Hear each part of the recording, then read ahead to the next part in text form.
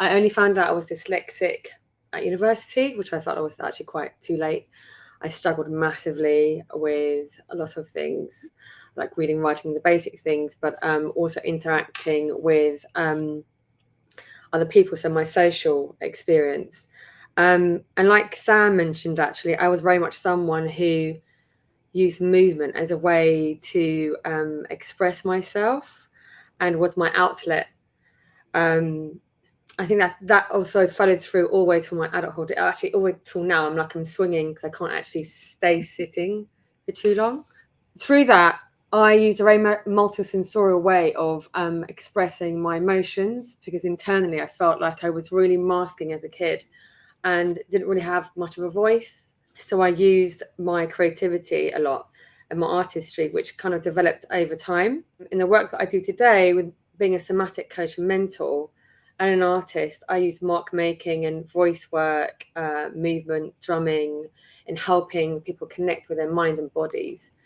So I really feel like we've kind of become disembodied in that, and I think, as for anyone actually, that's become the norm, to be either too much in the head. At the moment, I run workshops and facilitate other events under my project called Unmask Your Creative Self-Expression, and that's I've been running that for different events like Rise for Disability, as well as a new project which I'm running now called Neuro Inclusion. So it's all about bringing people together and having a voice, and being able to express through imagery, through words, on what does neuro inclusion mean to them. So I'm really focusing on the sensorial side of things, like what does it look like, what does it feel like, what does it taste like, through a kind of format. They get to upload images on a form that gets sent to me, and this is where my artistry comes into it. So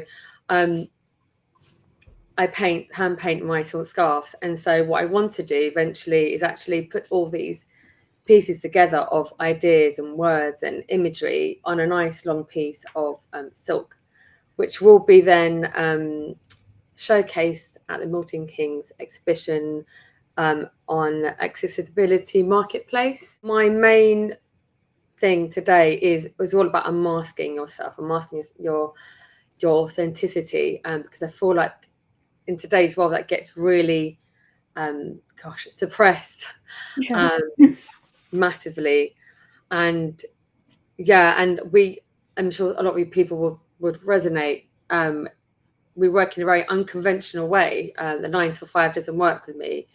I have to take regular breaks. I have a table that goes up and down, and so I can stand and attend meetings, or do my emails, and every 20 minutes I'll need to put on a piece of music to then dance and get it all out, and then come back to the computer, because that's just the way I am. That's just the way I'm wired, and that's fine.